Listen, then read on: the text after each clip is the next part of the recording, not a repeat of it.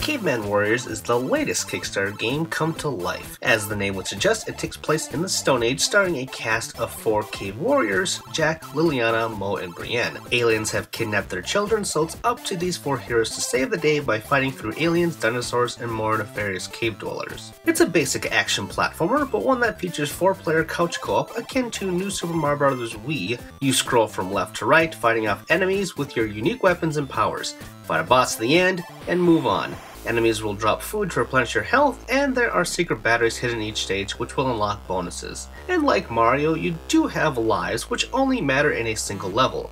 If you run out, you'll simply have to restart from the beginning of that area, but all progress will be saved. With that being said, Caveman Warriors is easier with at least one other person with you. If someone dies, they will simply be revived at a checkpoint. You will share the same lives, but you'll get more with extra people. Even alone, it's not that hard. The platforming is fairly basic, and there are puzzle elements involved though.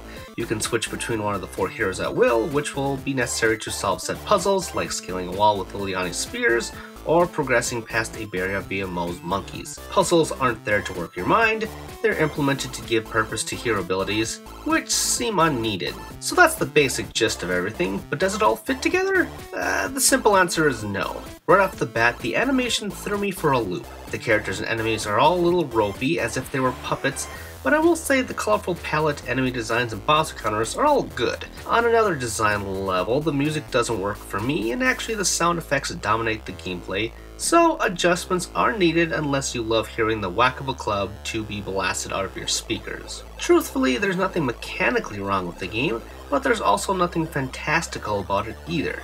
It seems like building blocks to something more, like a Super Mario Maker set of levels modded to replace Mario and his enemies. Caveman Warriors is just not fun to play. The sentiment to revive this once thriving genre of classics like Bonk and Chuck Rock is wonderful, along with creating a couch co-op platformer for other systems that can't have Mario.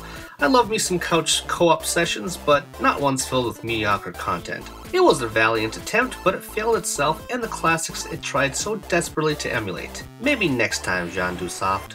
Did you know that was a ReActionExaminer video? If you liked it, you should subscribe to me to keep up with everything that I'm doing. Also, if you have some other interests, like sex for example, check out Tomops, which is a comedy sex podcast thing wherein my best friend and I check out the weird and abnormal and the erotic.